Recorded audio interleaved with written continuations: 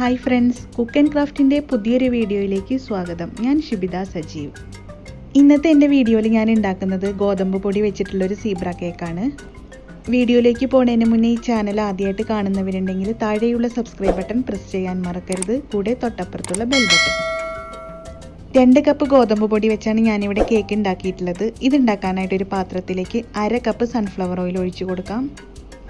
ഇനി ഇതിലേക്ക് 1 കപ്പ് പൊടിച്ച പഞ്ചസാര ചേർത്ത് കൊടുക്കുകയാണ്. അതിൻ്റെ കൂടെ 1 ടീസ്പൂൺ വാനില എസൻസും കൂടെ ചേർത്തതിന് ശേഷം നല്ലപോലെ ഒന്ന് മിക്സ് ആക്കി എടുക്കാം. ഇപ്പോൾ ഇവിടെ നല്ലപോലെ മിക്സ് ആക്കി എടുത്തിട്ടുണ്ട്. ഇനി ഇതിലേക്ക് നമുക്കൊരു അരിപ്പയിലൂടെ ഗോതമ്പ് പൊടി ചേർത്ത് കൊടുക്കാം. 2 കപ്പ് ഗോതമ്പ് പൊടിയാണ് ഞാനിവിടെ എടുത്തിട്ടുള്ളത്.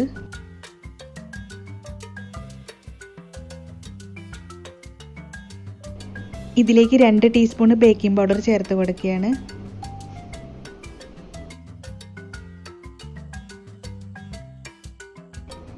ഇനി ചേർത്ത് കൊടുക്കാനുള്ളത് പാലാണ്. 2 കപ്പ് പാലാണ് ഞാനിവിടെ എടുത്തിട്ടുള്ളത്. റൂം ടെമ്പറേച്ചറിലുള്ള പാല് വേണം ഇതിലേക്ക് എടുക്കാനായിട്ട്.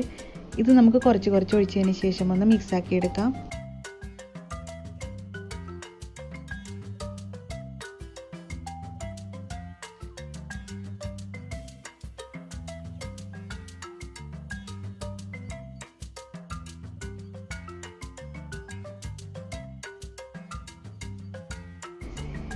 ഇപ്പോൾ ഇവിടെ കേക്കിലേക്കുള്ള ബാറ്റർ റെഡി ആയിട്ടുണ്ട്. ഇനി ഇത് നമുക്ക് 2 പാത്രങ്ങളായിട്ട് ഒഴിച്ച് വെക്കാം. ഇനി ഒരു മിക്സിയുടെ ജാറിലേക്ക് 3 teaspoon sunflower oil, 2 teaspoon coffee powder ചേർത്തതിന് ശേഷം നല്ലപോലെ ഒന്ന് അടിച്ചെടുക്കാം.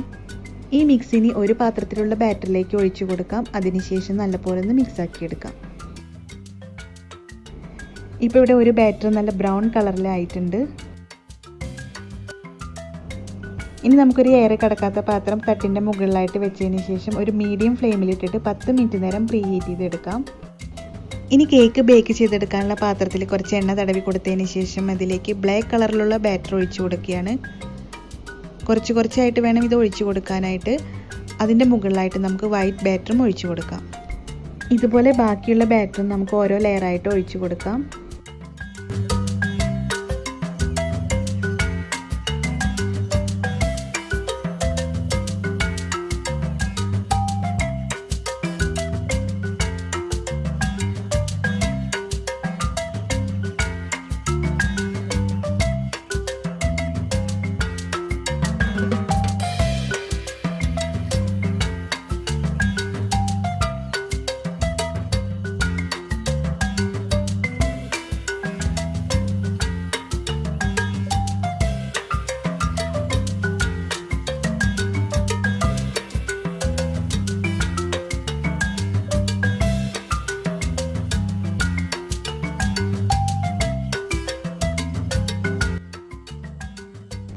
ഇപ്പം ഞാൻ എല്ലാ ബാറ്ററും ഒഴിച്ചു കൊടുത്തിട്ടുണ്ട്. ഇനി ഒരു സ്റ്റിക്ക് വെച്ചിട്ട് നമുക്ക് ലൈൻ ഇട്ട് കൊടുക്കാം.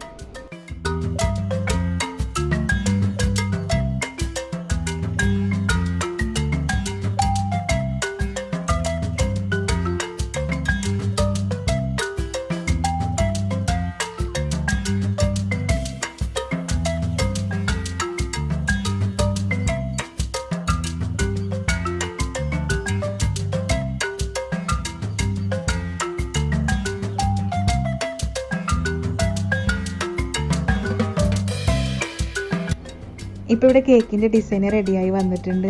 ഇനി ഇത് നമുക്ക് നേരത്തെ പ്രീ ഹീറ്റ് ചെയ്ത് വെച്ച പാത്രത്തിലേക്ക് വെച്ച് കൊടുക്കാം. ഒരു 30 മിനിറ്റ് നേരം നമുക്കിത് ലോ ഫ്ലെയിമിലിട്ട് വെക്കാം. 30 മിനിറ്റിന് ശേഷം ഞാനിതൊന്ന് തുറന്ന് നോക്കിയാണ്.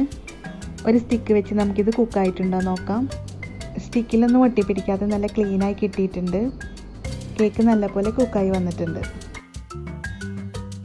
ഇനി ഇത് തണുത്തതിന് ശേഷം നമുക്കൊരു 15 മിനിറ്റ് നേരം ഫ്രിഡ്ജിൽ വെക്കാം. ഗോതമ്പ് കൊണ്ടുള്ള ഈ ഒരു സീബ്ര കേക്ക് വീട്ടിലൊന്ന് ഉണ്ടാക്കി നോക്കിയിട്ട് അഭിപ്രായം അറിയിക്കാൻ മറക്കരുത്. ഒപ്പം ഷെയർ ചെയ്യാനും മറക്കരുത്. അടുത്ത നല്ലൊരു റെസിപ്പിയായിട്ട് വരുന്നവരേക്കിനും ഇന്നിവിടെ പറഞ്ഞു പോകുന്നത് ഷിബിത സജീവ്. Thank you.